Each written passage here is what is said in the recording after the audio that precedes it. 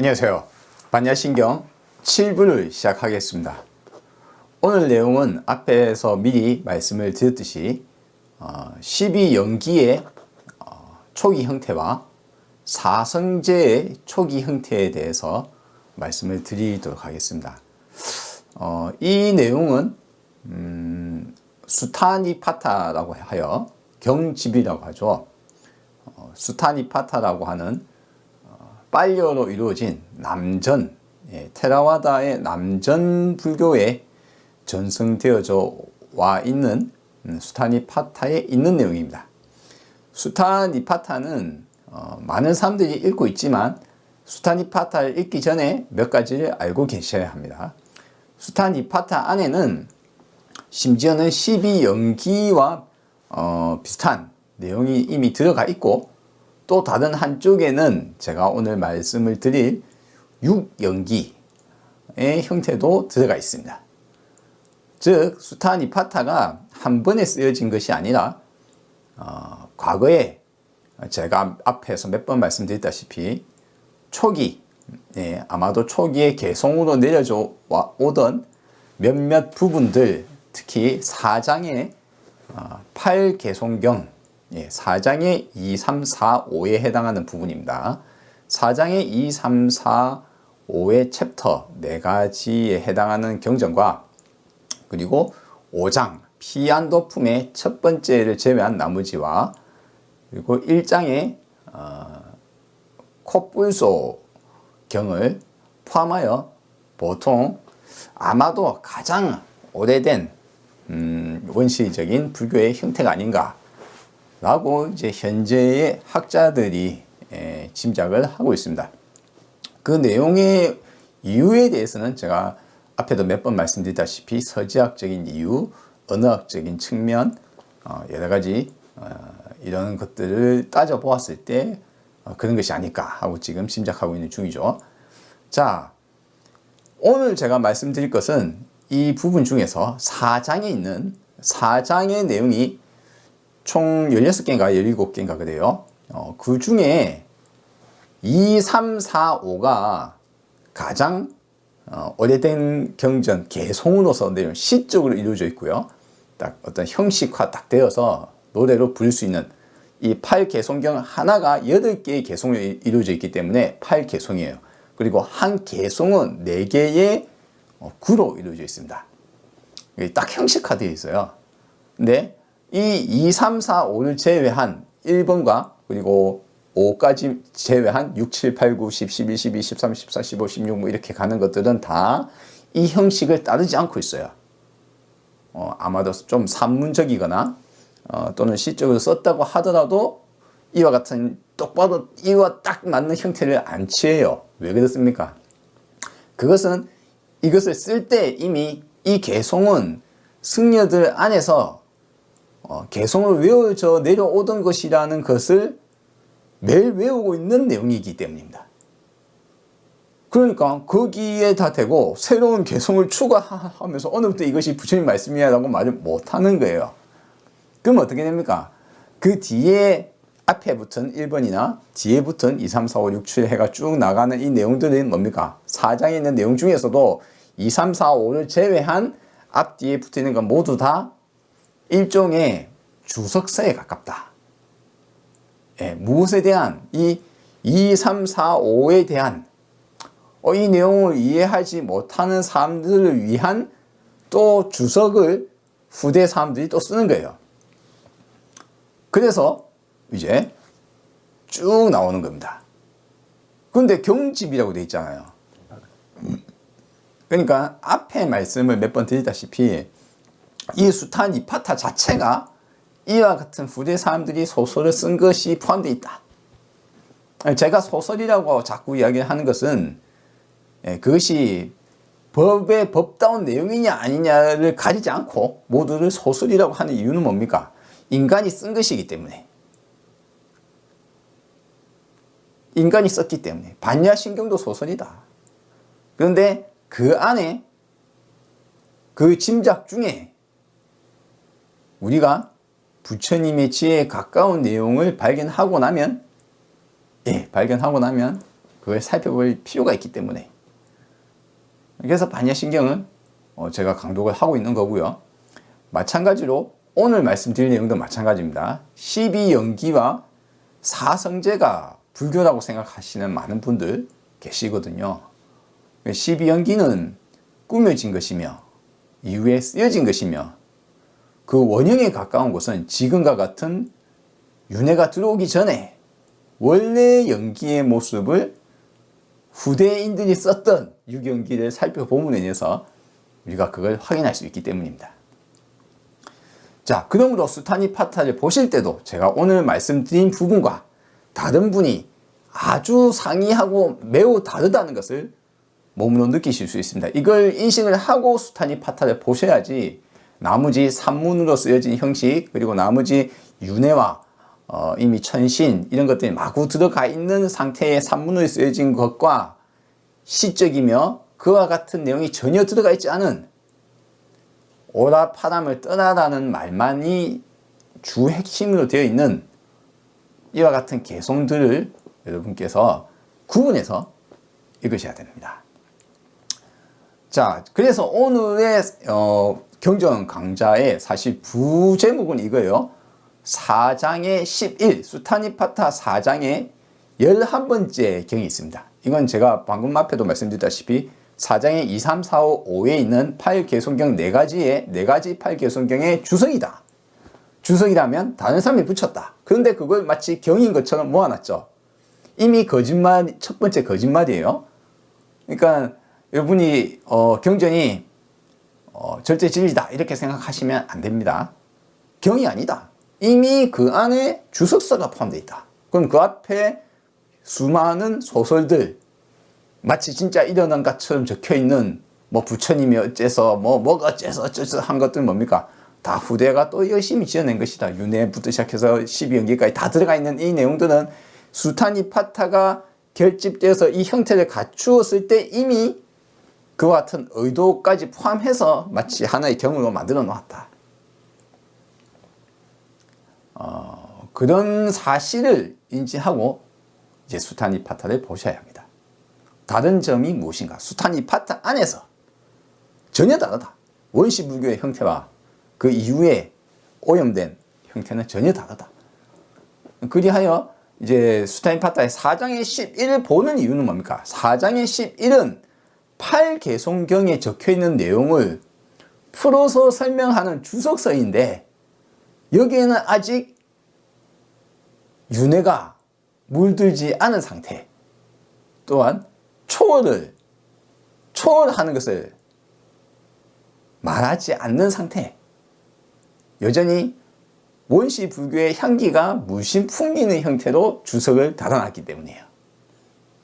이게 4장의 11이고 여기에서 이제 사성제도 연기의 12연기도 여기서 뒤에 살을 붙여서 자기 맘대로 막 또 열심히 살을 붙여서 자기 식대로 해석하고 자기 식대로 윤회를 설명하려고 막 끼워 붙이고 막 조작을 해서 12연기가 나오는 겁니다.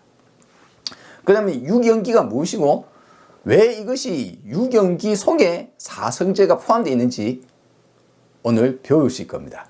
즉 6연기와 사성제는 따로 설명된 것도 아니요.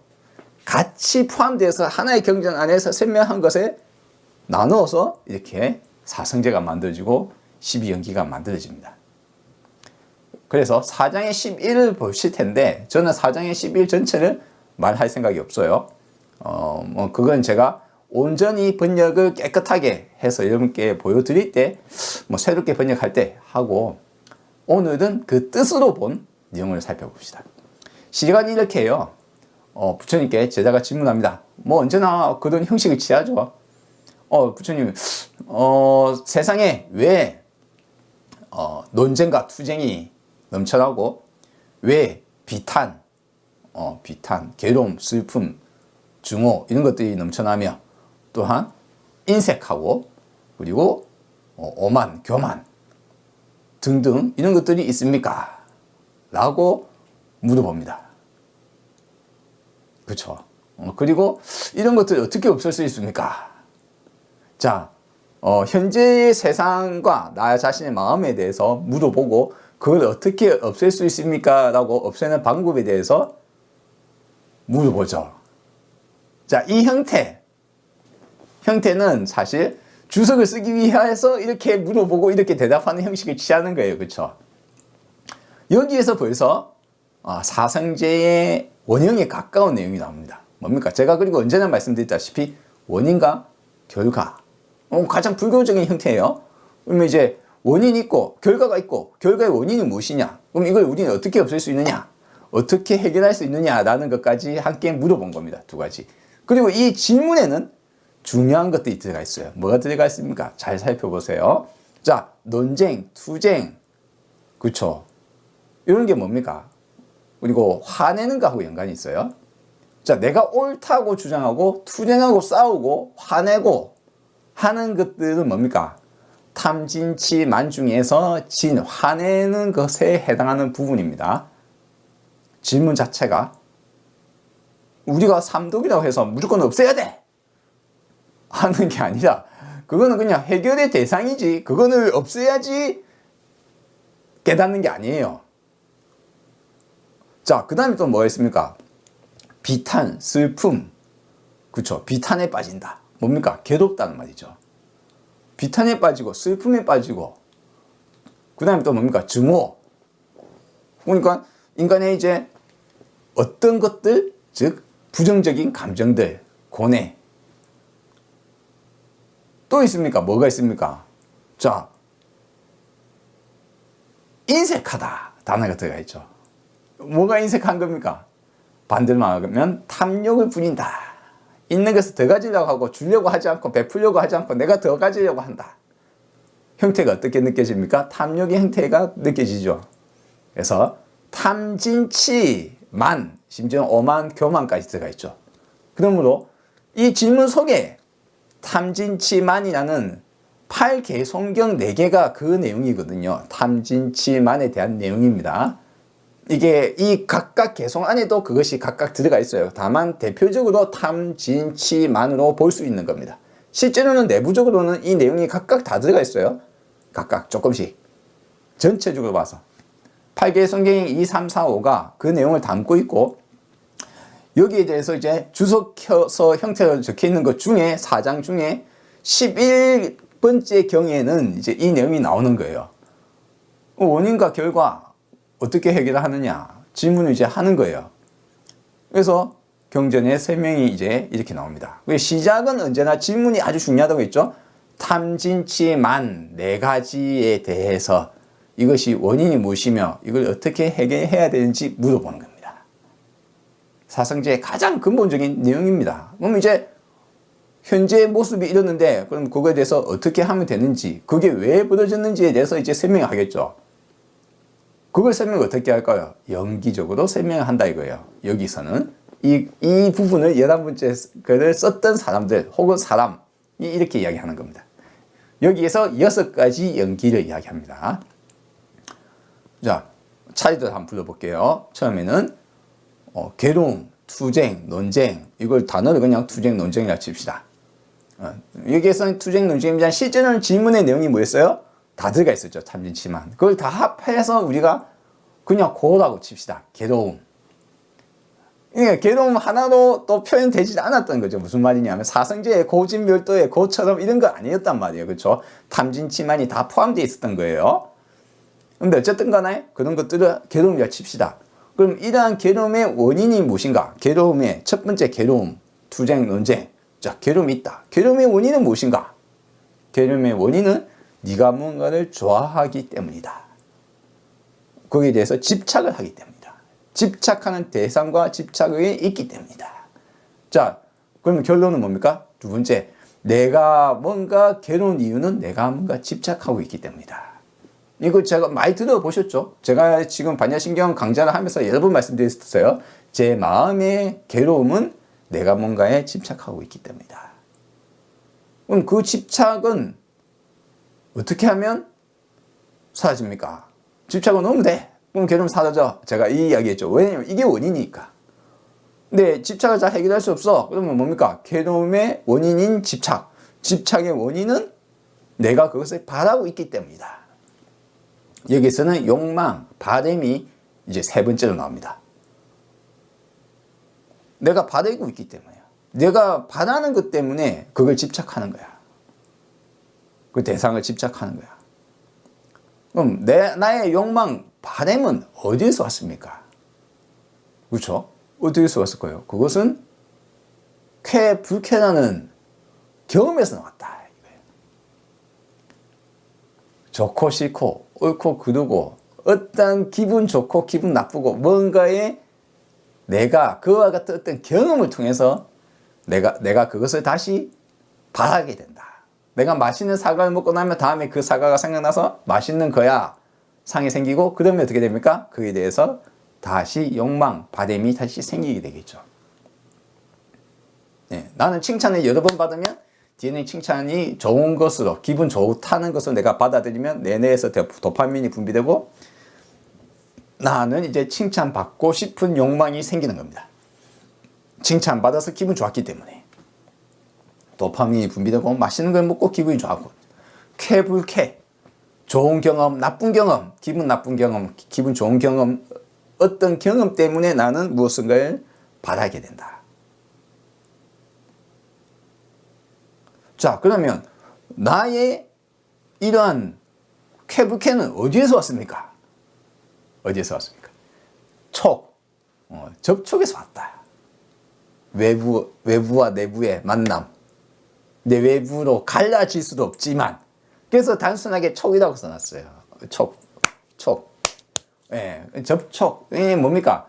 우리의 만남. 사실 이 연기 설명 자체가 전반적으로 다 원인과 결과를 역으로 추적해 들어가는 것이며, 또한 뭡니까? 대단히 연기적인 내용이에요. 유경기가 연기적이지 않으면 어떻게 할까요? 그렇죠. 연관성 속에 일어난다는 것을 이야기하고 있기 때문에 부처님은, 그러면 이런 같은 연관이 있기 때문에 촉이라는 건 뭡니까? 한마디로 연관성이라는 거거든요. 우리 머릿속에 갖고 있는 거는 내가 똑똑해서 깨닫는 게 아니고 내가 멍청해서 실패하는 것이 아니며 내가 좋아서 성공하는 게 아니다. 우리는 연관성 속에 무엇인가가 벌어지고, 연관성 속에 내가 갖고 있는 모든 생각, 사유하는 나의 경험, 이 모든 것들은 연관성 속에 일어난다. 내 안의 DNA, 내가 현재 겪은 사회, 우리 현재 이루고 있는 세계, 지구, 태양, 우주, 전부 다 연관성 속에 지금의 내가 내 안에 갖고 있는 생각까지, 이것은 역사, 문화, 과거, 미래, 현재의 우리를 둘러싸고 있는 모든 것이 영향을 받아서 지금 내 머릿속에 어떤 그런 관념, 좋고 나쁨, 경험, 이런 것들이 쌓이죠. 이게 옳고 그르고, 앞에 제가 쾌불쾌라고 했지만 사실 그 속에는 옳고 그르고도 포함되어 있어요. 내가 옳다고 생각하니까 그것을 바라기 때문에 집착하기 때문에 투쟁하고 싸우게 되는 거죠. 내가 옳다고 생각하기 때문에, 내가 맞아! 내가 다 틀렸어! 투쟁하고 싸우고 화를 내고 내 말을 따라야 돼! 하는 거죠. 자, 어쨌거나 쾌불쾌하는 옳고 그름 이분법적인 내용이 다 들어가 있다고 보셔야 돼요. 그와 같은 경험을 했다. 나누어서 생각했다. 받았다, 경험을.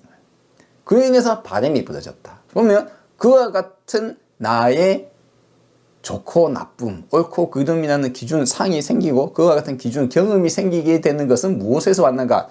접촉에서 왔다.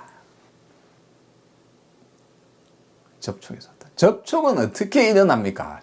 접촉은 명색, 나마루빠에서 일어났다. 제가 나마루빠 설명을 좀 몇 군데에서 했어요. 나마루빠 설명을 몇 번 했습니다. 아마 유경기에서도 설명을 했고, 또 욕계, 색계, 무색계라는 불교의 세계관에서 이야기할 때도 나마루빠를 이야기하고, 또 해탈에 대해서 기본적으로 의미부여, 해탈과 의미부여라는 영상에서도 또 나마루빠를 이야기했습니다. 여기서 나마는 뭡니까? 영어의 name하고 동의어예요. 어근이 똑같아요. 무슨 말입니까? 이름 짓다. 그래서 명이라고 해요.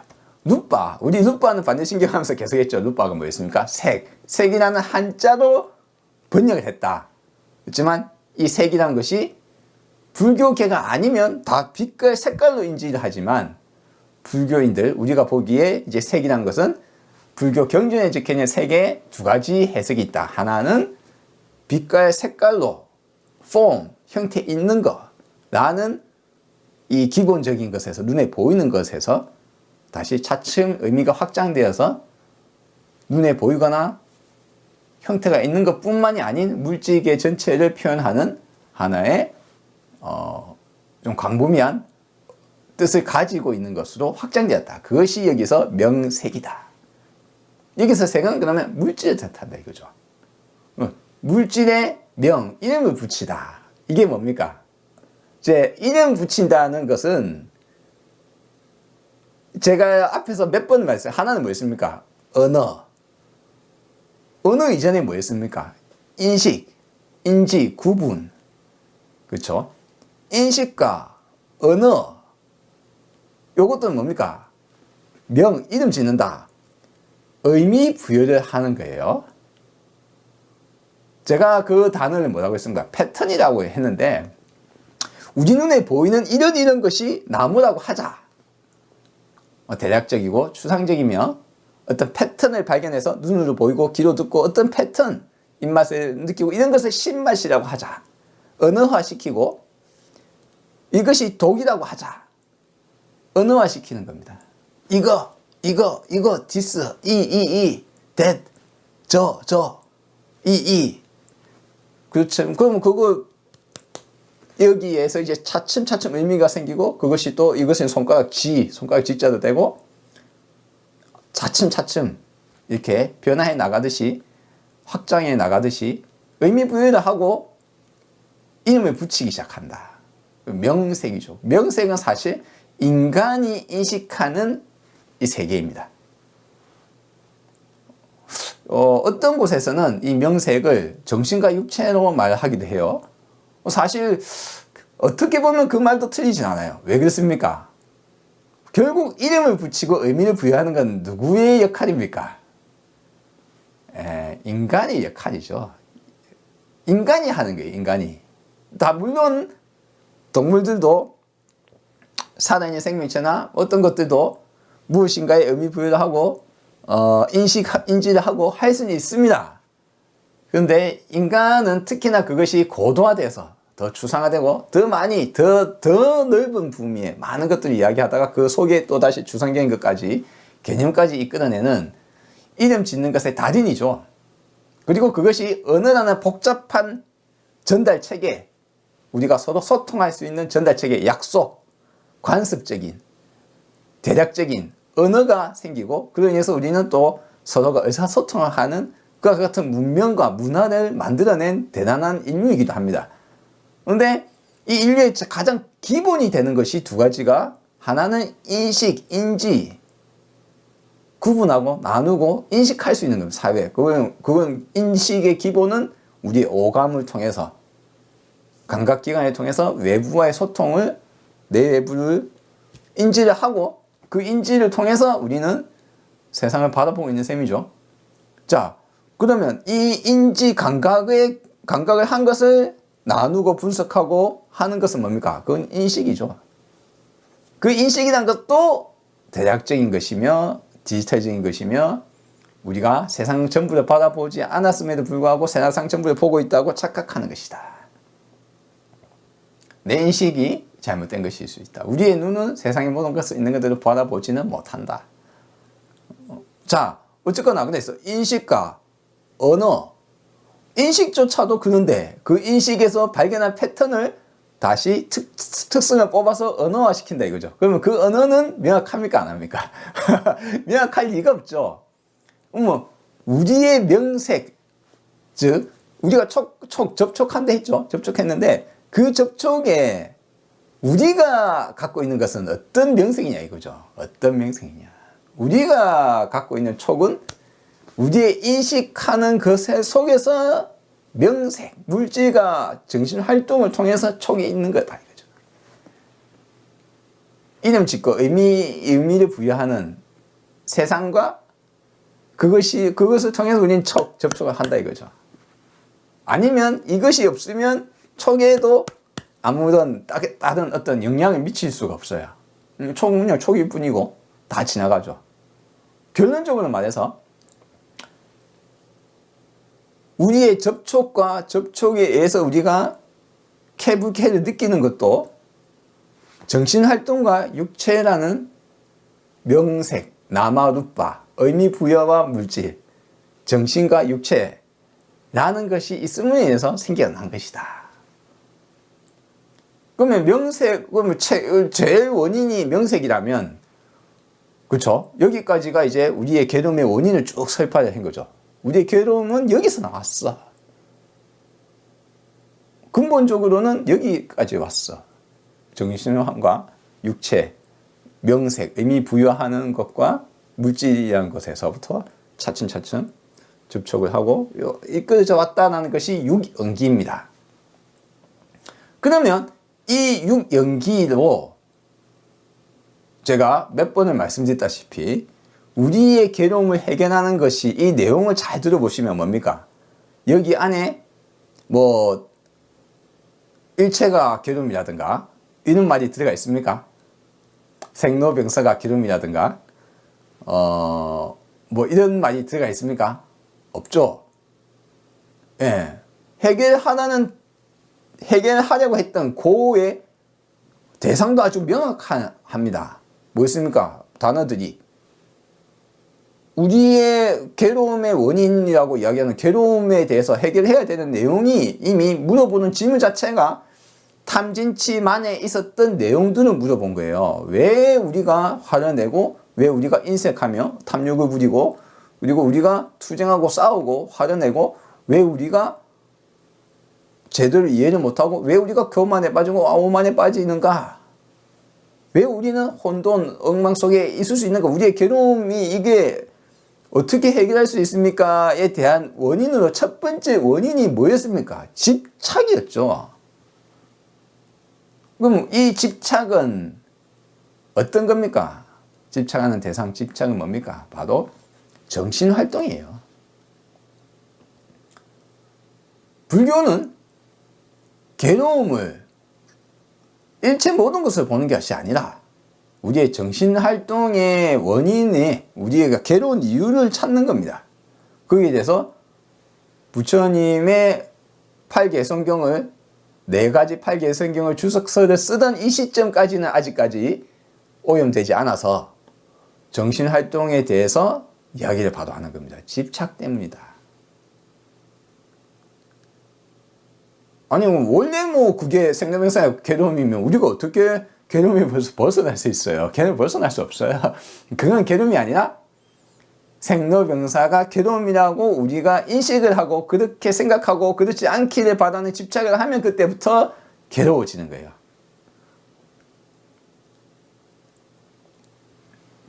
자, 집착을, 그럼 해결책은 뭐가 될까요? 해결책은 쭉 살펴보면 아시겠지만 제가 여러 번 이야기한 거예요. 첫 번째는 집착을 바로 놓으면 좋아요. 뭐 복잡단안하고 어렵게 막 할 필요 없어요. 내가 무엇에 집착해서 괴로워하고 있는가? 그거 있는 그대로 내가 괴로운 이유가 지금 24평에 살고 있는데 50평 집을 못 가져서 괴롭다. 그럼 내가 50평 집을 얻어서 기분 좋은 수카 상태, 두카가 아닌 수카, 기쁘고 즐거울 수는 있겠죠. 외부적 조건을 바꾸어서 내가 기분 좋을 수 있어요. 내가 집착하는 대상을 얻어서 기분 좋을 수 있죠. 기분 좋을 뿐이지만 그걸 받아서 기쁜 거나 내가 얻지 못해서 괴로운 것은 사실 알고 보면 큰 차이 없다.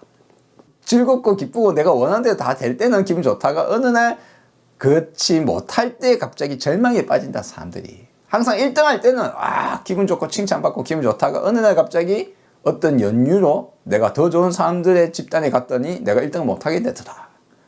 더 이상 칭찬받을 수 없고 나는 1등을 하고 싶지만 1등을 할 수 없는 상황에 처했을 때 그 사람은 고통을 받아요. 그러므로 기존에 원래 내가 갖고 있던 1등은 좋은 것이야, 머리가 똑똑한 게 1등을 하니까 나는 멋쟁이야, 라고 생각하고 있었던 오만한 생각과 그때 느꼈던 기쁨도, 그 기쁨도 사실은 뭡니까? 예, 그렇게 받은 것이 아니다. 왜냐하면 똑같은 기준으로 어떨 때는 대단히 고통받고 어떨 때는 기뻤기 때문에.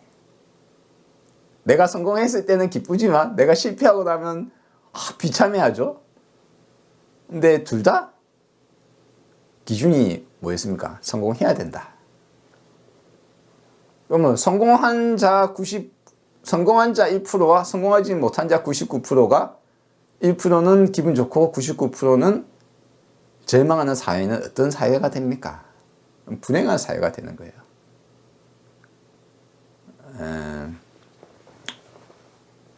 그러므로 우리가 잘 바라볼 필요가 있습니다. 우리의 기준이, 내 집착이 나를 괴롭게 한다. 자, 그러므로 집착을 그냥 놓으면 되는데, 내가 1등에 집착하고 있었다. 내가 괴로운 이유가 50평 집을 가지겠다는 그 생각 때문에 괴롭구나. 갖고 싶은데 못 가져. 우리 집이 왜 가난할까? 남편이 왜 돈을 더 안 벌어줄까? 내가 왜 돈을 못 벌까? 왜 능력이 안 될까? 왜 사회가 안 될까? 뭐 여러 가지. 물론 우리는 사회적 문제에 대해서는 사회적으로 해결을 해야 돼요. 우리는 아무 생각 없으면 불교가 절대 아니에요. 헷갈리면 안 됩니다. 사회적 문제는 사회적 해결을 해야 돼요. 괴로움의 원인이 사회에 있다면 사회를 해결을 하는 게 맞아요. 다만 사회 문제를 해결하면서 내 마음이 계속 괴로울 것인가, 아니면 내 괴로운 원인을 알고 현상을 있는 그대로 보고 고칠 건 고칠 것인가. 어쨌거나 내 괴로움을 내가 50평 아파트는 못 가져서 괴롭다는 것이 아니라 가지고 싶어하는 집착 때문에 괴롭다는 것을 알고 나서 집착을 톡 놓으면 그 순간 괴로움은 사라집니다. 내가 과거에 어떤 실수를 했어요. 내 실수 때문에 지금 생각하면 그때 너무 잘못했다 이거예요.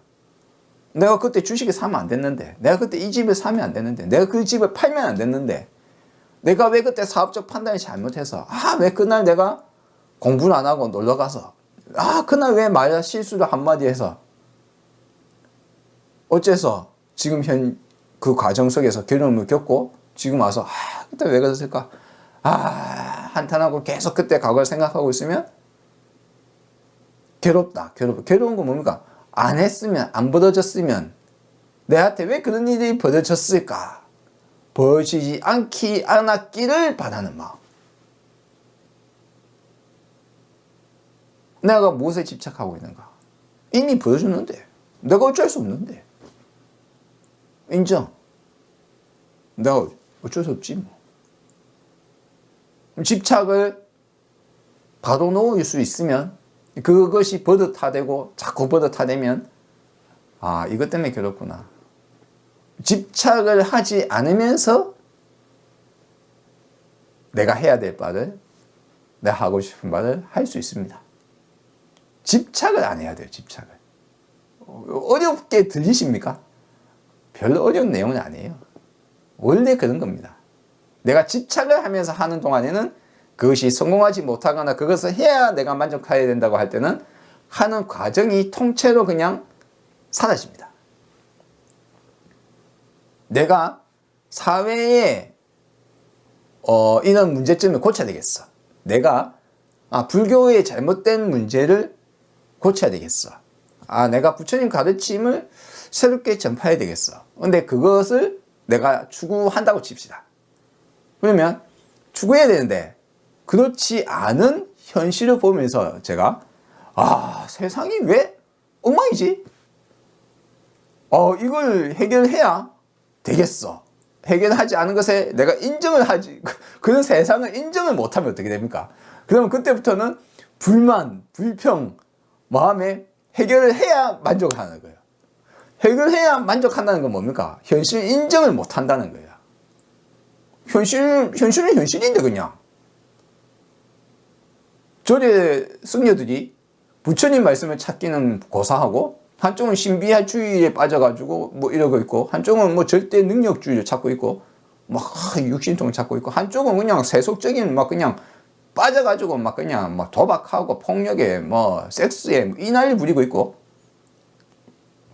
폭력 입에 막 담지 못할 욕설을 퍼붓고 있고, 그렇죠? 그게 뭐 숙녀야. 근데 부처님 제자고 뭐 버젓이 다니고 있단 말이야.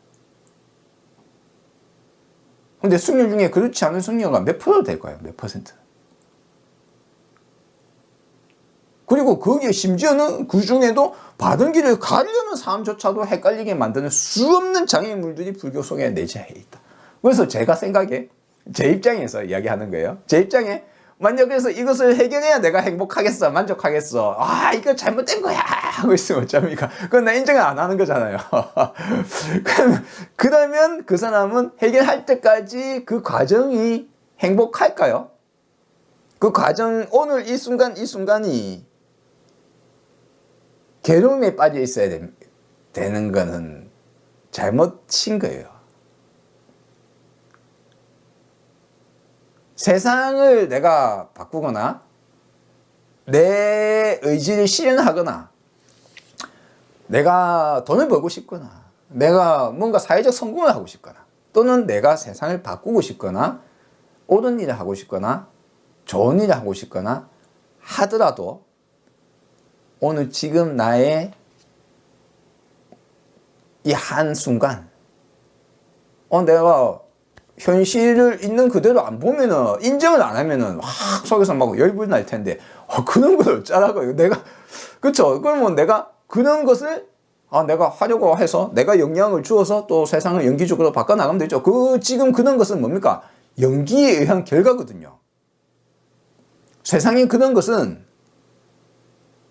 연기에 의한 결과란 거예요. 우리 의식 수준, 우리 불교의 수준, 우리 전대의 문제, 역사, 인류, 우리 개인, 인간성, 인간이라는 존재, 우리의 사유, 사고, 종교, 역사, 문화, 수없는 것들의 원인으로 지금 현재가 그런 거예요. 내가 인정을 못하는 거와 별개로 그것은 인연의 결과잖아요. 민들레 홀씨가 날아가서 바다에 떨어지지, 민들레 홀씨가 날아가서 좋은 고운 흙이 있는 곳에 톡 떨어져서 땅에 뿌리 내리고 꽃을 피우게 될지, 그건 인연 따라가는 거거든요. 연관성 속에서 결과가 이루어진 거예요. 그거는 현상은 있는 그대로 보아야 되죠. 인정할 수밖에 없는 거예요. 생로명사가 인정할 수밖에 없듯이 인정을 하고, 그렇구나, 그러면 내가 보기에 좀 잘못된 것 같아, 이런 식으로 더 좋게 바꿨으면 좋겠어, 이것이 사회와 개인에게, 국민에게, 시민에게, 세계에 별로 좋지 않아, 이런 식으로 가는 게 더 좋을 것 같아. 그런 생각이 들어서 내가 하려고 하더라도 오늘 내가 지금 해야 될 일은 뭡니까? 저걸 해야 돼 하는 집착을 하고 있고, 저게 해야 만족스럽고, 그제서야 조이, 즉 수카에 빠져, 그거 얻어서 기분이 좋으려면 어째 됩니까? 그 얻기까지는 괴로운 거예요.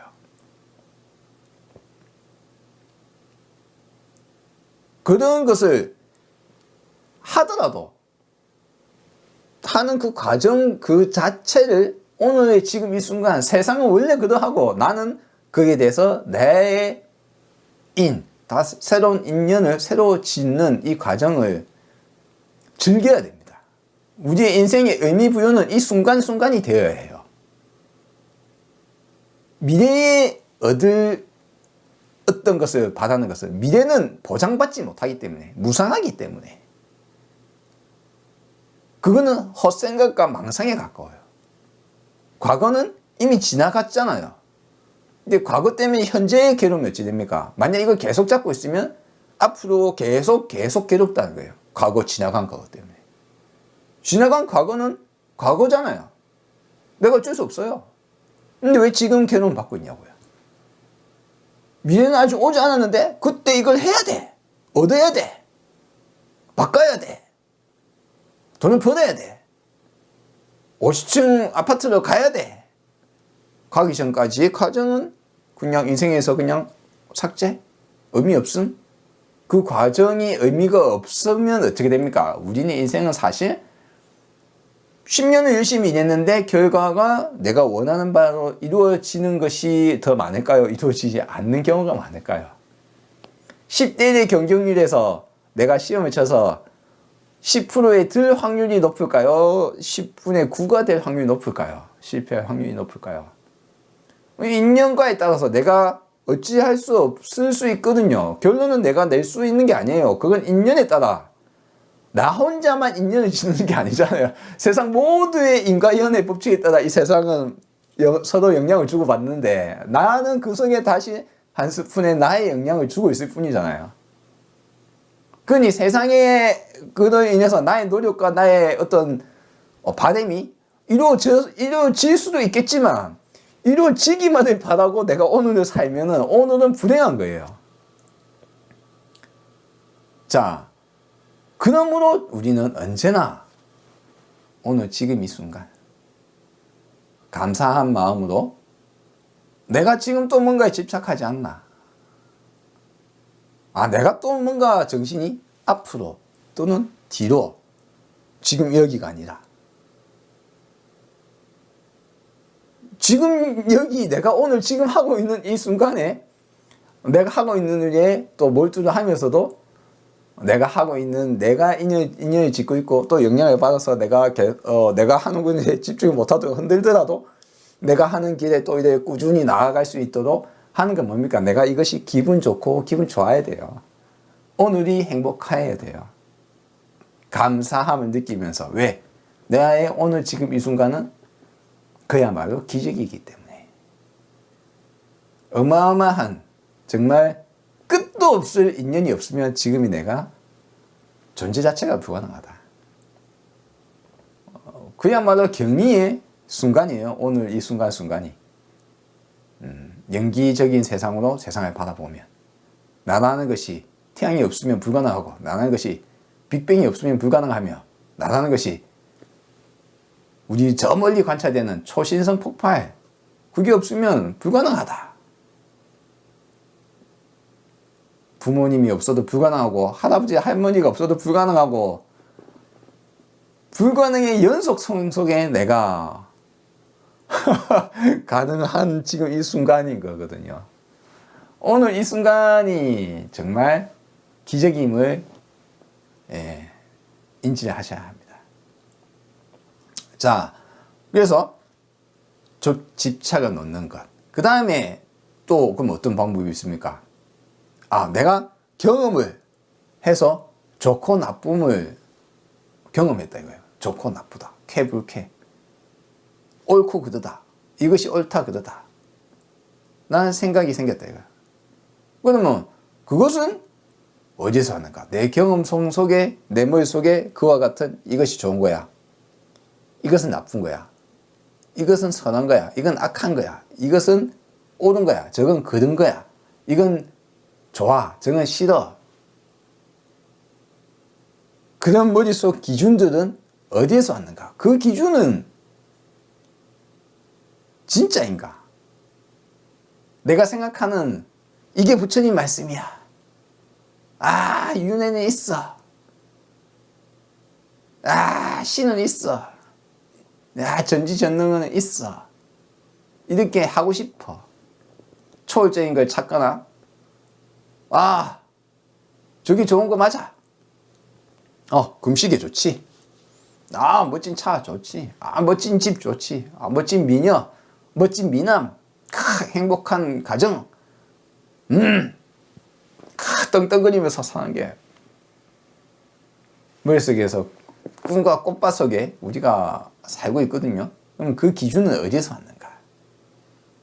과연 그게 행복한 삶일까?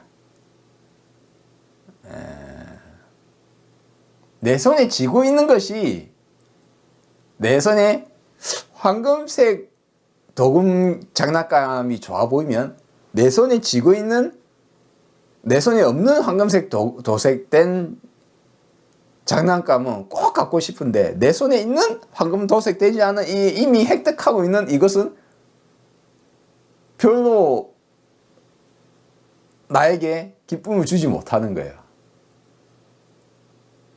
내 존재 자체가 기중인데 나는 또 다른 것을 내가 바라고 있는 거예요.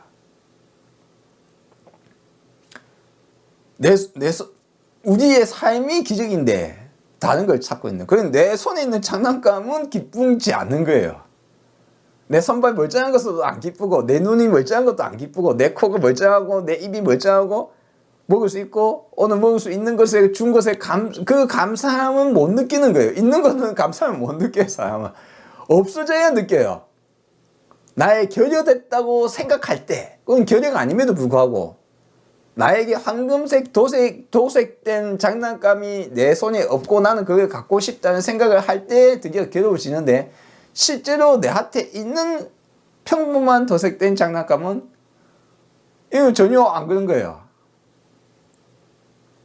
평범하게 유튜브 영상을 볼 수 있는 이 시간과 이 눈이 있다는 것이, 귀가 들린다는 것이, 안 그런 사람도 수두룩한데,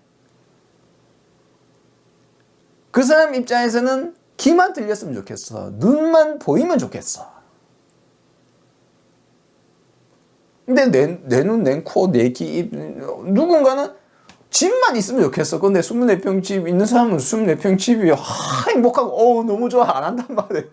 너무 좋아 이 생각을 안 한단 말이에요. 왜? 자기는 더 많은 집, 더 많은 돈, 더 좋은 눈은 딴데 또 나에게 결여되어 있다고 내가 생각하는 그것에 눈이 가 있거든요. 우리의 기준, 나의 생각이 과연 옳은가? 진짜 그러한가? 그걸 살펴봐야 됩니다. 내 틀을 깨는, 내 상을 깨는, 내 머릿속 상, 이미지, 기준, 무엇이 옳고 그르고 무엇이 좋고 나쁜가? 경험에 의해서 내 머릿속에 떠오르는 그 상, 내 머릿속에 깊이 박혀있는 그런 상들, 거기에 매달려 있거든요. 꼭 붙잡고 있습니다. 그게 내 생각이라고. 그래서 어느 날 나도 모르게 기분이 나빠지고 나도 모르게 그냥 화가 나고 나도 모르게 막 그래요. 왜? 내 속의 기준 때문에 이것이 옳고 이것이 좋고 이것이 싫고 어느 날 우울해지고 어느 날 화가 나고 어느 날 기쁘고 막 저 주체를 못해요. 왜? 그게 나니까. 외부의 조건이 마구마구 흔들려요. 그리고 희망과 절망이 왔다 갔다 하고. 자, 사람이 그런 것에 괴로워하는 이유 중에 집착과 집착의 원인인 나의 기준, 나의 머릿속 상, 이미지. 자, 그러면 이 이미지는 또 어디서 왔는가? 촉, 만남에서 왔다. 만남을 아예 끊을 수는 없잖아요. 여러분이 아예 끊는다. 즉, 촉을 아예 끊는 것도 하나의 방법 중에 하나예요. 내가 상사한테 결혼을 받는다. 그럼 상사와 아예 안 만나면 정말 나의 괴로움을 내가 스스로 해결할 수 없는 외부적 문제 같은 경우는 외부적 문제를 해결해야 돼요. 예? 그렇죠. 내 머리에 암이 있는데 내가 뭐 머릿속에 뭘 한다고 내가 뭘 해결해? 암을 고쳐야죠. 불교는 있는 그대로 보는 거라니까요. 내가 침이 계속 찔리고 있는데 내가 마음에 이거 안 찔리게 바라면 내가 안 괴로울 거야 생각하면 그거 바보 아니에요. 그렇죠? 왜? 침에 찔리고 있는 거 해결해야죠. 찔릴 때마다 아야야 하는데 그 아야야 하는 게 그거 안 찔리게 바라면 돼 이런 게 말이 안 되잖아요. 사회적 물리적 문제점에 대해서는 사회적 물리적으로 해결하는 것이다. 불교는 안 받아도 되는 괴로움, 엉뚱한 망상, 허상에 붙잡혀서 괴로워하는, 스스로를 괴롭히는 거기에서 벗어나는 것이다. 보통 자기는 안 그렇다고 생각하거든요. 난 안 그래. 너가 뭘 내를 괴롭혀. 깊이 들어가 보시면 대부분 자기를 괴롭히고 있다. 대부분 세상을 바로 보지 못하고 있다. 어쨌거나 자, 그러면 내 기준의 원인이 되는 접촉을 아예 끊어버리는 것도 하나의 방법이지만 보통 하기 힘드니까 하기 힘드니까 그러면 접촉이 일어나는 것의 원인, 우리의 기준은 어디에서 왔는가? 뭡니까? 언어와 인식에서 왔다. 앞에 말씀을 드린 거죠. 그렇죠. 제가 앞에 반야신경을 하면서 언어 이야기, 인식 이야기를 했었죠. 왜 불교가 언어와 인식을 이야기하는가? 우리가 왜 인식, 그리고 감각기관, 접촉, 우리 머릿속 상, 우리 물질 왜 관찰하는가? 불교는 다른 여타 종교와 너무나 다른 면이 있습니다. 뭔가 알 수 없는 관념, 신을 찾고 막 유네니, 카르마니, 어비니 뭐 일단 전혀 비불교적인 것은 불교가 아니에요. 그거 우리 들어와 있다고 불교 착각하면 안 돼요. 불교 안에 가장 불교적인 게 들어가 있는 게 뭡니까? 현실적인 거. 왜 불교가 육체와 정신을 날카롭게 바라보는가? 내 인식이 무엇인가 이거예요. 내가 이름 짓고 내가 머릿속에 생각하고 내가 받아들인 개념이 무엇인가? 과연 그러한가? 그걸 자세히 들여다보아서 내 인식에 한계가 있구나. 언어에 한계가 있구나. 내가 뭐다 어떻다고 생각한 내 머릿속 이미지는 모두 내 인식과 내 개념 짓는 것, 물체를 바라보고 그걸 인식을 하고 거기에 의미 부여를 하고 패턴을 짐작하고 해서 한 명색은 그와 같은 우리의 물체의 의미 부여를 한 것은 그건 사실인가?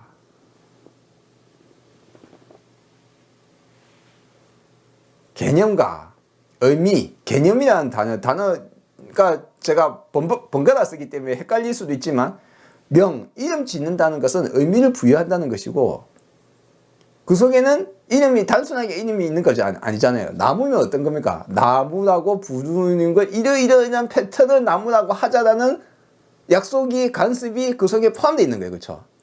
근데 뭐였습니까? 여러분, 당신의 나무, 나의 나무, 당신의 나무, 나의 나무는 서로가 머릿속에 생각하는 개념이 마치 우리는 똑같아 보이지만 서로 다르다. 신문학자한테 나무를 물어보세요. 나무, 그 사람의 머릿속에 나무란 개념이 그래서 다양하게 들어가 있어요. 갓 6살 아이한테 나무를 물어보세요. 걔의 나무는 어떤 나무일까요? 저의 나무와 여러분의 나무와 다 다르다. 인식과 패턴과 한계, 내 경험의 한계 속에 우리는 어렴풋하게 나무라고 서로가 말을 하지만 실제 나무는 존재치 않는다. 우리 인식에 저게 나무라고 하지만 그것은 나의 눈으로 내 감각기관의 한계, 적외선도 자외선도 볼 수 없으며 저 안에 뭐 수증기도 볼 수 없고 저기에서 나오는 미생물도 우리 눈으로 볼 수 없고 박테리아도 바이러스도 원자도 분자도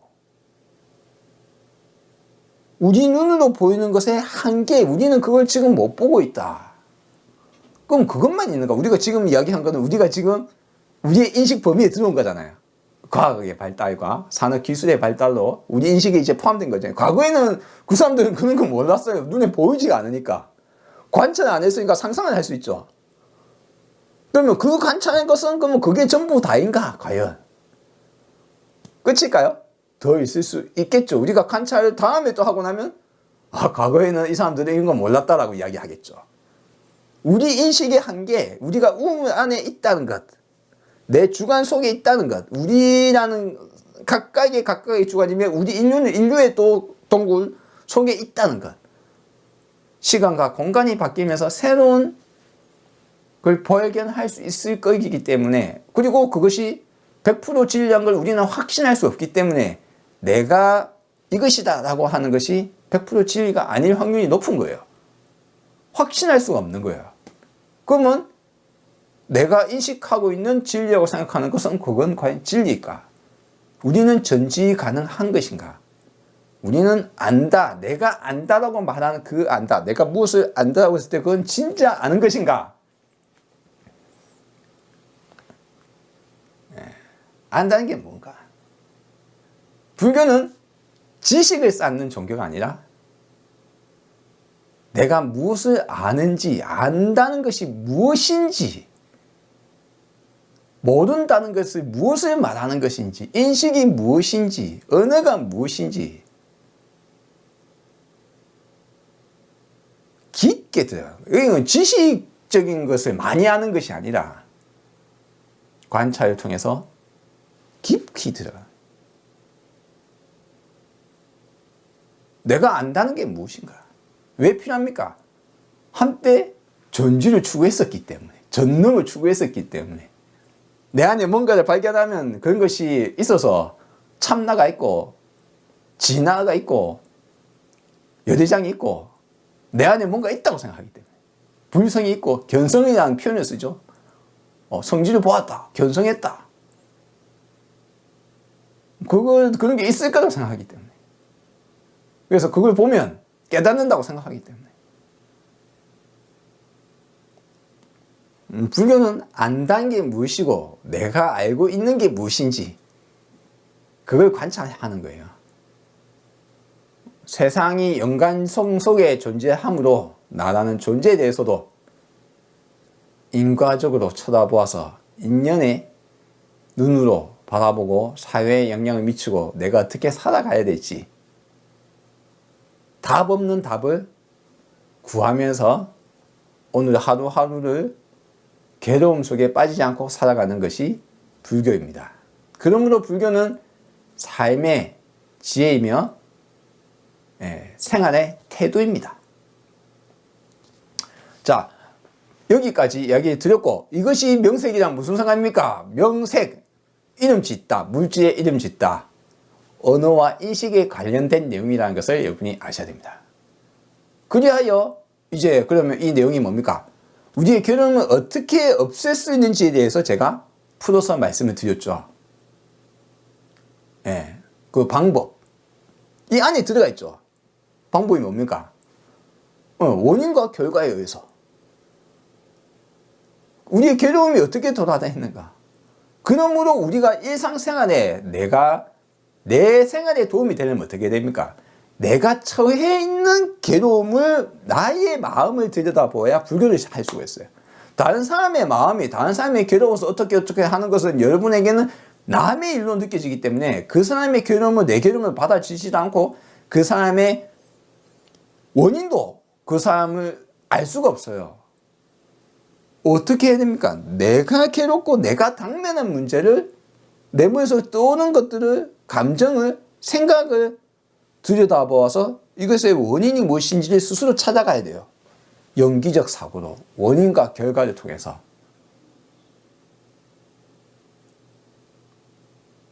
자, 그렇게 해야 되고, 그것이 바로 내 괴로움의 해결이며 벗어남의 가장 중요한 도구이다. 어떻게 벗어날 수 있는가?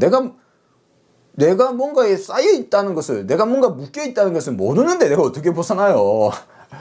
꼭 붙잡고 있으면 내가 뭐에 묶여 있다고 할 거 아니에요. 그쵸? 그럼 그걸 알려면 어떻게 해야 된다고요? 내 정신을, 내 육체를 탐험해야 된다. 깊이 들어가야 된다. 매우 단순하지만 원인과 결과를 통해서 들어가야 한다. 자, 이제 그러면 사성제의 형태 중에 괴로움의 과거, 실제 형태가 사성의 원인이 여기에서 어떤 형태인지 나오죠? 앞에 뭐라고 했습니까? 현실적인 문제들을 실제로 괴로움이라고 쳤죠. 투쟁, 논쟁, 인색함, 오만, 교만, 이런 것들을 다 포함해서 고라고 뒤에는 이렇게 막 만들어버렸지만 실제로는 뭡니까? 이런 것들이 다 포함된 현실적인 것들을 이야기했다. 그리고 이것의 문제점을 이게 원인이 무엇인지를 연기적으로 이렇게 쭉 보여주셨다. 물론 이것이 부처님의 말씀이 아니라 후대에 쓴 것으로 우리는 이제 인식할 수 있는 거예요. 뒤에 팔개성경이 쓰여지고 난 이후에 주석서에 쓴 거니까 그것을 마치 경전처럼 모아놨으니까 실제로는 다른 사람이 쓴 주석이다. 자, 그리고 그러면 해결책은 또 뭡니까? 해결책은 아는 것 그 자체가 해결책이 되는 거예요. 그쵸? 깊이 이해를 하면 그거 자체가 해결책이 되는 거예요. 내가 이것 때문에 내가 괴롭다는 것을 아는 사람은 이걸 들고 있으려도 들고 있지는 않아요. 내가 한 번이라도 내 괴로움 속에 푹 빠져 있다가 내 괴로움의 원인이 내가 뭔가에 집착했기 때문이라는, 내가 뭔가 잘못 알고 있었다는 것 때문에 집착을 놓든, 집착을 하고 있는 것 자체를 놓든, 내가 무언가에 부처님의 말씀, 이러한 지혜의 말씀, 원인과 결과에 통해서 나를 바라보는 것. 불교는 외부적 시선, 내부적 시선을 통과하는데, 서양에 퍼진 불교가 그 과거 고대로 해서 고대 그리스 시절에 넘어갔던 불교가 서양 세상에 많은 영향을 미쳤지만, 그들 속에는 뭐가 좀 빠져버렸어요. 후대에 단절, 유실되면서 내부적 시선이 단절돼 버린 거예요. 다만 그 시선을, 그와 같은 생각을 외부로 돌린 거예요. 그러니까 과학과 사회에 영향을 미치죠. 사회 체제, 그들의 언어, 그들의 과학, 연구, 철학, 이런 것에 영향을 미칩니다. 불교는 양쪽 다 하는 거예요. 그리고 우리는 저는 주로 이 채널에서는 주로 내적인 걸 말을 하죠. 물론 저는 외적인 것도 이야기를 합니다만, 내적인 걸 주로 이야기하고 있습니다. 어쨌거나, 나의 내적인 것을 이와 같은 시선으로 바라보게 되면 내가 뭔가 뭐 때문에 괴로웠다는 사실을 한 번이라도 보게 되고, 내가 집착을 놓아서 마음 편해지거나 괴로움에서 벗어나거나, 내가 어떤 기준 때문에 내가 이래서 이걸 집착했구나, 내 이 생각이 어디서 왔지, 그래서 이걸 한번 그 나의 괴로움의 원인을 알게 된 사람은, 괴로움을 내가 갖고 있던 생각 때문에 괴롭다면 뭡니까? 저절로 그 괴로움을 손을 놓게 돼요. 그게 그것 때문이었다는 것을 알게 되면 손을 놓게 됩니다. 여러분, 내가 모르기 때문에 손에 불타고 있으면서도 좋다고 꾹 잡고 있는 거예요. 놓을 수 없어서. 근데 이것 때문에 내가 괴롭다는 사실을 알게 되면 손에 훨씬 나와요. 뜨거운 건데 왜 내가 손을 쥐고 있으면 화상을 입어? 이유가 없죠. 손을 탁 놓게 됩니다. 아주 자연스럽게 이해의 과정이 벗어나는 길입니다. 그래서 불교는 지혜의 종교예요. 이건 지식이 필요한 게 아니에요. 지혜이기 때문에 솔직해야 되고 내 안을 스스로 돌이켜 봐야 되거든요. 그 시간을 가져야 됩니다. 보통 우리는 이 시간을 가지지 못해요. 내 생각을 의심해보지 못하고 내 마음과 내 감정을 들여다볼 생각이 없어요. 내 괴로운 것은 언제나 외부 탓이라고 생각해요. 언제나. 어떤 건 외부 탓도 있어요. 실제로도. 어떤 것은. 그런데 인간 사회의 많은 부분은 외부적 문제를 해결할지 할 수 없을지 알 수 없는데 하려고 노력하더라도 실제로 내 내부는 오늘의 지금이 나는 괴로워할 것인가, 아니면 세상은 현실을 인정하고 나는 괴롭지 않으면서 해결하려고 할 것인가.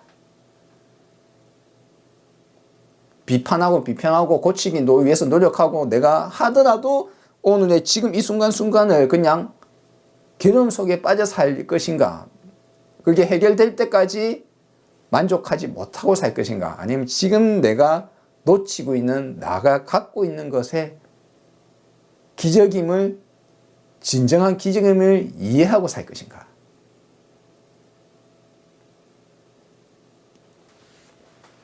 감사할 줄 모르거든요. 감사합니다. 감사한 마음이 없기 때문에. 어쨌거나, 그런 기준을 보는 해결책이 또 나오죠. 그 다음에 또 뭡니까? 그러면 더 깊게 들어가면 뭡니까? 나의 이 기준이 되는 것들은 어디에서 왔는가? 더 들어가는 겁니다.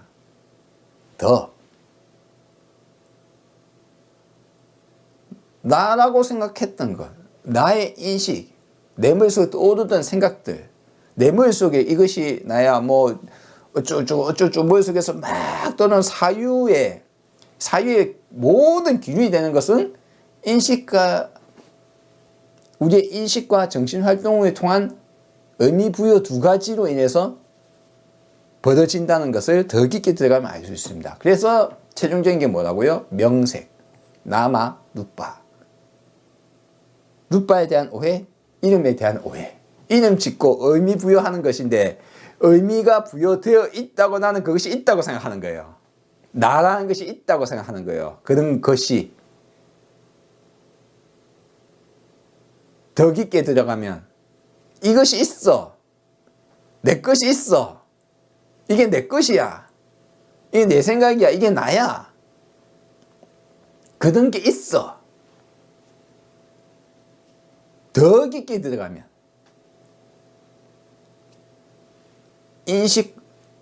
우리의 인식과 우리의 의미 부여 두 가지를 다 진정으로 이해하게 될 때 머릿속에서 가끔 뇌는 제가 말씀드렸죠. 뇌는 끊임없이 이렇게 미래와 과거를 오가면서 막 생각을 하는 것이 짐작하고 추측하고 돌이켜보고 하는 그것이 뇌거든요. 그거 없으면 우리는 인류 문명 발달 안 해요. 근데 그 뇌에 장점과 단점이 있단 말이에요. 장점과 단점을 다 갖다 버리고 그냥 바보처럼 있으면 안 괴롭겠죠. 근데 우리는 바보처럼 살아야 됩니까? 아닙니까? 세상에 잘못된 것을 고쳐나가거나 또는 내가 하고 싶은 것을 하거나 내 가치, 어떤 세상은 이제 주어진 가치, 주어진 나의 의미 부여가 아니라 내가 이제 만들어 나가는 나의 인생사의 내 우주의 주인으로서의 나의 가치 정립. 나는 어떻게 살 것인가? 나의 오늘은 어떠해야 하는가? 남의 기준이 아니라 새롭게 정립하고 살아가는 이 세상 속에서는 이제 기존의 그러한 것들에 내가 머릿속에 생각이 막 떠오르더라도 이거 자체 떠오르는 것 자체가 내라는 것을 이해를 할 때 그러면 이것으로 인해서 뭔가 기분이 나빠지거나 이것으로 인해서 뭔가 생각이 떠오르거나 뭔가 헛생각이 들거나 기분, 생각, 번뇌, 잡념 잡념이구나.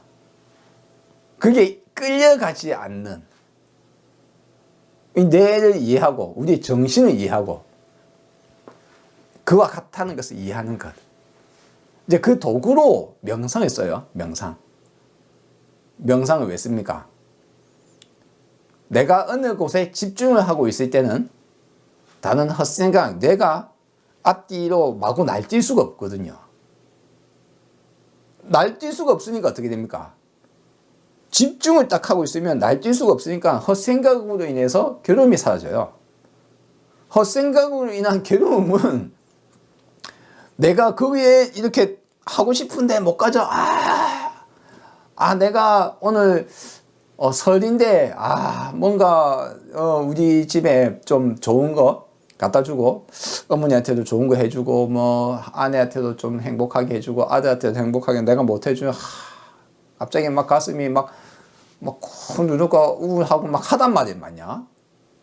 저는 명절이나 추석 크리스마스 때마다 항상 그랬어요, 과거에. 얼마 전에 뭐 한 3년밖에 안 됐습니다만 장남병이라고 하죠, 보통. 장녀. 의무감, 책임감이나 물론 그건 누구에게나 있어요. 그것이 내가 해야 되는데 못한다거나 내가 하고 싶은데 못한다거나 차이가 있을 뿐이지 그 속에 다 같이 들어가 있거든요. 결국 내가 바라는 거거든요. 그 바라는 것이 어떤 걸 바라고 있습니까? 나에게 없는 것을 바라는 거거든요. 있는 것에 만족할 줄 모르고.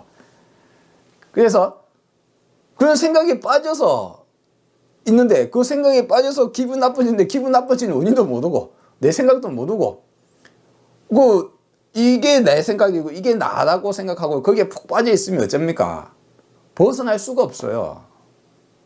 그런데 이제 알고 나면 그때부터는 떠오르는 생각과 떠오르는 기분과 감정을 보는 거예요. 이게 또 뭔가 짓고 있네. 또 뭔가 내가 막 활동하고 있네. 이 개념이, 이게 인간의 개념, 우리가 쌓아온 개념, 우리 머릿속에서 들어가 있는 기준, 우리의 경험, 그 모든 것의 효과에 의해서 내는 끊임없이 뭔가를 짓거든요. 번개처럼 팍팍팍 하면서 결론을 내리거든요. 기분이 갑자기 팍 나빠지고 갑자기 화가 팍 나고 하거든요. 그러면 이것이 팍팍팍 하고 한다는 것을, 그것 자체를 이해하고 있어야 돼요. 인식을. 그걸 보통 표현을 뭐라고 합니까? 보통 사띠라고도 합니다. 근데 굳이 그런 단어를 안 써도 돼요. 결국 한마디로 제가 표현하자면 불교는 언제나 관찰이 있다. 외부적뿐만 아니라 내부적 관찰이 필요하다. 그 깨어있는 눈, 그 관찰이 있음으로 인해서 이제 흔들리지 않는 거예요. 엉뚱한 것에. 더 이상 안 흔들려요. 어느 정도 지나가면. 이제 뭐 슬쩍 지났다가, 또 그러다가 이제 이래 되는 겁니다. 처음에는 어떻습니까? 초기에는 뭐 엉뚱한 생각 팍팍 들면 훅 이끌려갔다가 훅 끌려갔다가 끌려가요, 보통.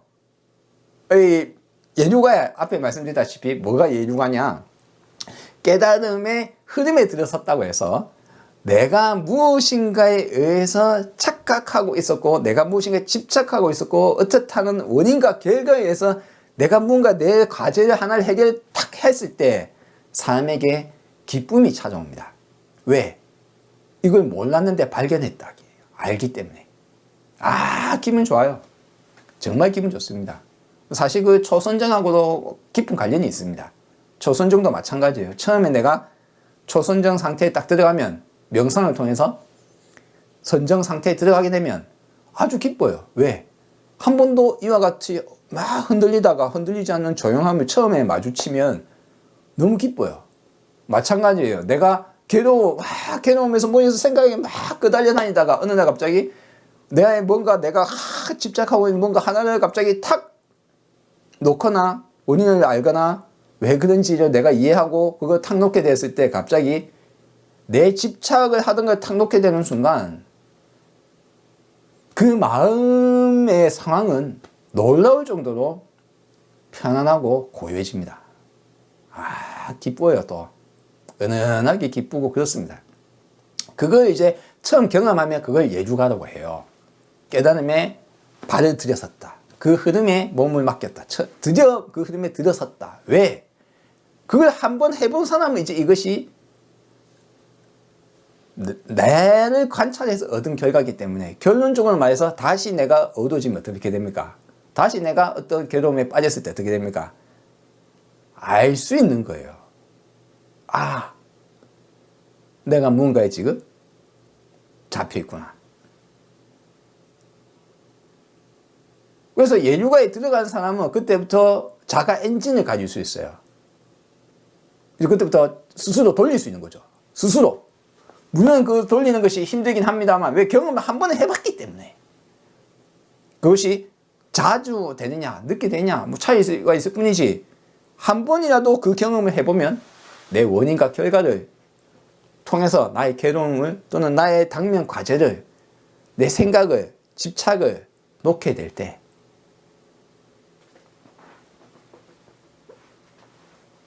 그럴 때 예류가에 들었었다라고 표현을 합니다. 자, 어쨌거나 이와 같은 형태를 겪어본 사람은 이제 자연적으로 이제 이와 같은 것을 과정 중에 일부라도 이해를 하는 거예요. 그 다음에 더 깊게 더 들어가면 뭡니까? 최종적으로 의미 부여와 인식에 대한 문제까지 들어가는 것이 불교다.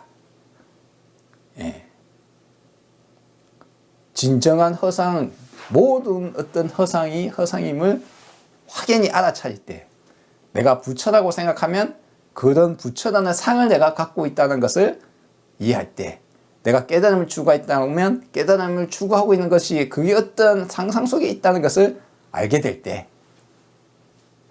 아니 추구하지 않으면 어떻게 깨닫는다고? 그 모순점이 조금 있어요. 어떤 면에서 보면.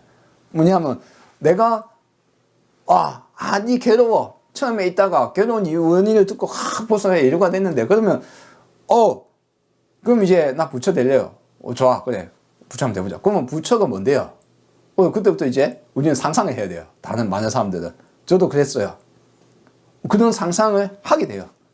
책에도 있고 다음 사람들이 받아오고 우리는 삼배도 하고 불상도 보고 책도 보고 높으신 분이랑 하고 부처 무엇라는 나만의 개념이 생기거든요. 어떻게 들어와서 그게 깨달은 자, 이게 대단한 자. 그런 것이 부처라고 내가 상상하고 살거든요.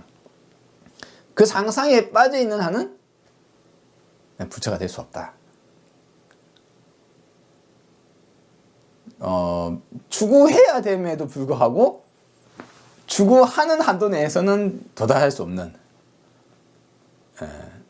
아주 기묘한 일종의 말장난같이 들리실지 모르겠지만 최소한 그건 그렇습니다. 내가 추구를 안 하면 그냥 나는 곳에 매여서 살아버리는 경우가 되고요. 만족할 줄도 모르고 감사할 줄도 모르고 살아가 버리고요. 또는 그냥 지금 이 수준으로 그냥 만족할래. 완전히 깨치지 못하면 언제나 입에서는 헛소리 나오게 되어 있거든요. 왜? 허상인 줄 모르니까. 그러니까 어떤 말은 맞는 말 막 하다가 갑자기 엉뚱한 소리 하는 거예요. 왜?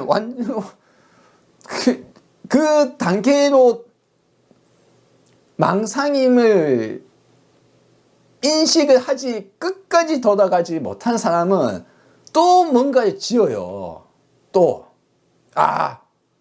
깨달은 자는 즉시 바로 튀어나와야 돼. 대답이 나와야 돼.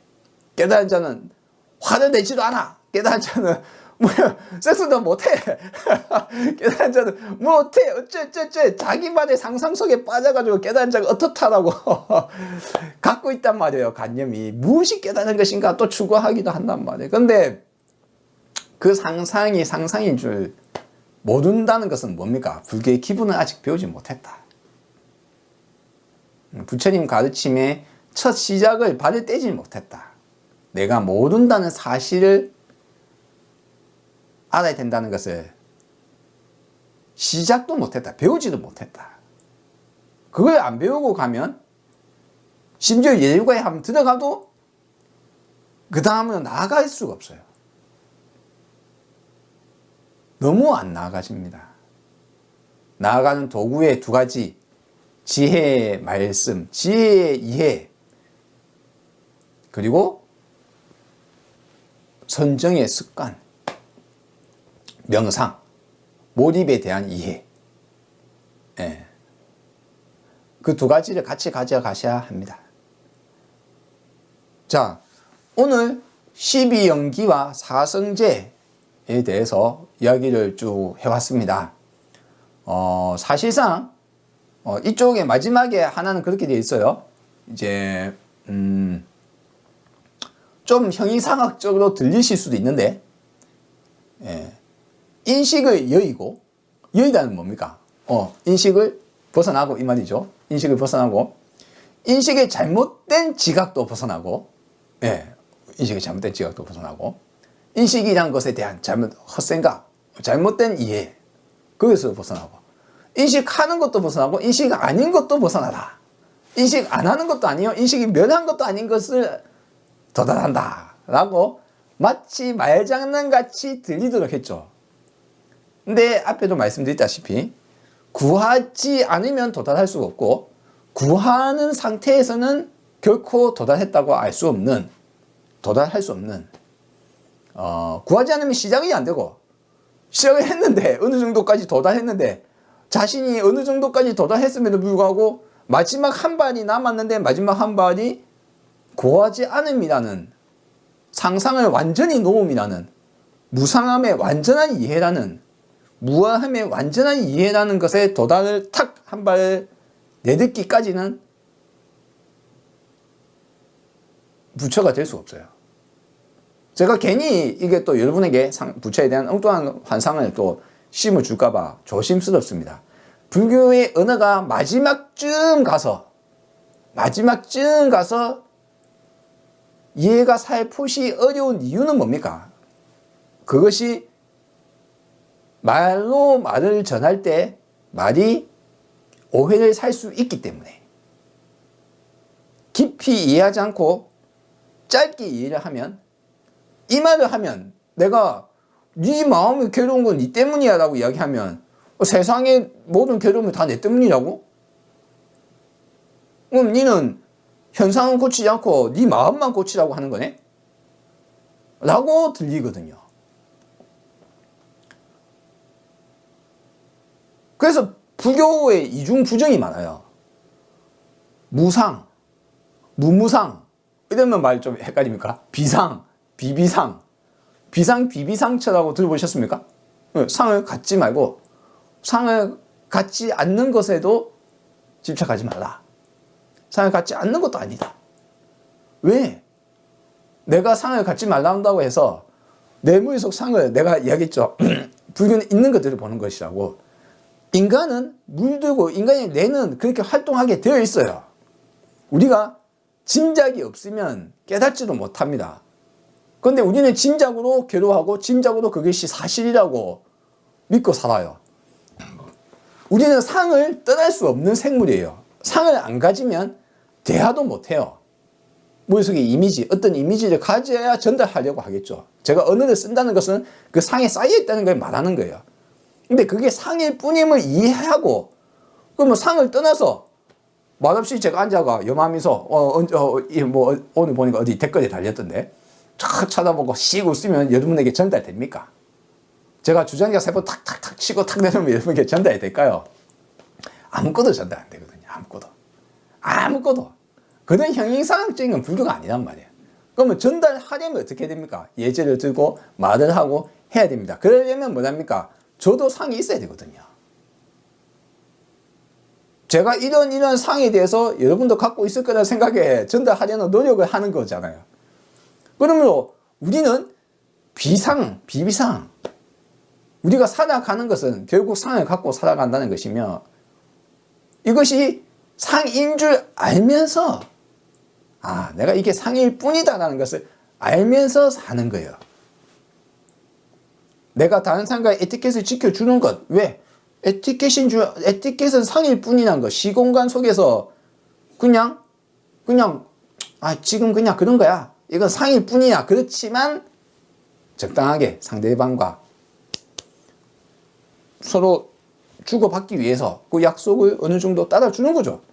근데 정작 중요할 때 상일 뿐인데 언제든지 변할 수, 그런데 그게 절대진이라고 그걸 지키기 위해서 엉뚱한 망상에 빠져 있으면 어쩝니까? 그러면 또 온갖 헛된 괴로움과 잘못된 판단을 내리게 되는 겁니다.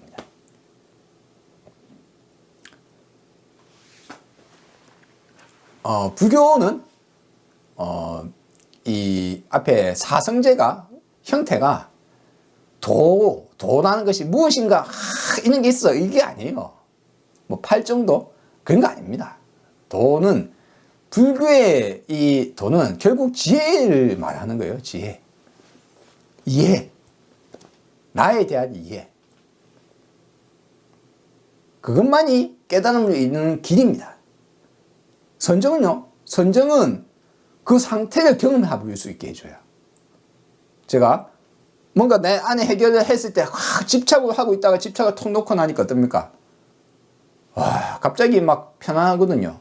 마음이 편안해요. 흔들리지 않고. 그걸 선정으로 일부 경험해 볼 수 있어요.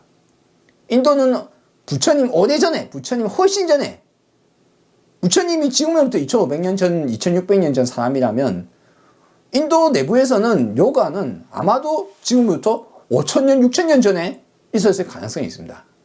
이미 그 전에 하라파 문명이나 이 시기에 벌써 진흙판에 보면 이렇게 앉아있는 명상을 하는 가부좌를 틀고 있는 자세가 나옵니다. 명상은 인류의 지혜 중에 하나인 거예요. 사람이 어느 한 군데 집중, 불을 팍 바라보고 있거나, 저기 인도 쪽에서는 불 아그니를 아주 그거 한 걸 치죠. 신성한 걸 치죠. 신성한, 지금 우리 입장에서는 신성하다면 좀 이상한 이야기잖아요. 뭔가 하나를 잘 집중을 해서 보고 있으면 딴 생각이 날아가거든요. 내가 뭔가 몰두하고 있으면 갑자기 잡념이 날아가요. 마음이 쫙 가라앉습니다. 그런 것들을 통해서 이제 인류가 일부 이해를 한 거예요. 뭡니까? 사람의 이 잡념이란 것이 방해가 되는구나. 그건 이미 오래전에 벌써. 그래서 석가모니의 모니가 뭡니까? 모니. 석가모니는 무니의 다른 말이기도 하거든요. 발음이거든요. 무니는 뭐냐? 인도의 베다에서 적혀있듯이 무니는 침묵의 수행자입니다. 무니. 근데 부처님이 침묵의 수행자는 아니잖아요. 뭡니까? 내적으로 조용해진 자를 말해요.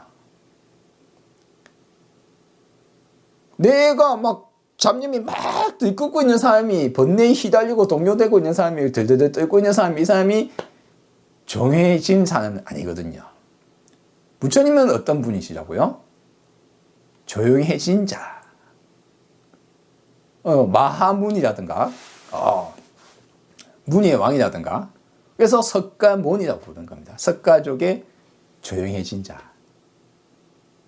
부처님이 이르는 이 문이라는 단어는 불교에서 아주 중요한 단어입니다. 왜? 우리의 내적인 지혜에 대한 이야기이고 우리 정신적인 문제라는 것을 말해주는 것이거든요. 뭔가 초월적인 뭔가를 획득한 것이 아니에요. 육신통이 부처가 아니에요. 선정을 통해서 그런 걸 얻는 게 아니에요. 부처는 어디서 나옵니까? 부처의 도달 지점은 뭡니까? 문이에요, 문이. 물론 그렇다고 여러분이 지혜 없이 내 머릿속 내에 대한 이해, 상에 대한 이해, 인식에 대한 이해, 감각기관에 대한 전체적인 관점, 연기적 관점에서 바라보지 않으면 마치 조용한 걸 추구합니다. 뒤에 가면. 그걸 또 뭐예요? 그쪽으로 가면 선사들이 빠지는 제일 큰 문제예요. 24시간 언제나 그와 같은 상태를 있기를 바라는 거예요. 생각 없이 사는 게 최고죠, 그러면. 순종에 빠져 있으면 되겠네요. 뭡니까, 그러면? 그건 깨달음하고 아무 상관없는 선정주의자가 되는 거예요, 그러면. 돌멩이가 차이 났죠? 돌멩이는 밥을 소문 안 하니까. 밥 먹고 똥 싸는 기계일까? 자기가 깨달았다고 앉아있으면 뭡니까? 안 되는 거예요. 불교는 선정에서 나오는 게 아니다. 선정은 도움을 주는 것이다. 이 마음 상태를 이해하는 데 도움을 주는 것이다. 그런데 그 마음 상태를 이해한다고 해서 그냥 그 상태에 들어가 봤다고 해서 내가 깨달았네. 아니에요. 이해를 하셔야 된다. 삶의 태도이자 지혜이자 그의 판단과 행위가 바르게 나올 때 그제서야 그가 안한이 되는 겁니다. 해탈, 지혜로 해탈을 하는 겁니다. 다음에 뵙겠습니다.